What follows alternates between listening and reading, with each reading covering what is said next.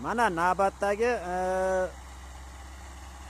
texnik, ya'ni ishlovlarimiz, ya'ni o'sha traktorda kartoshkaga texnik ishlovlarimiz ketyapti. Mana chizelni qilib agar to'ldiryapmiz.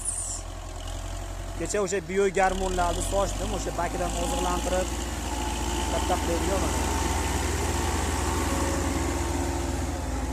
Hamma ishlar bizda texnika bilan bajariladi. Juda ham bu oson, arzon va qulay. Deyarli ishchi kuchi juda kam sarflanadi. Mana natijasi xudo xolasa 1 hafta 10 kunda bildiradi. Men mana shu yerdan xudo xolasa 40 tonna kartoshka mo'ljallayapman.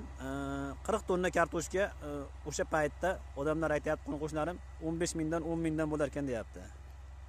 Mana texnik ishlovlarimiz avjida mana.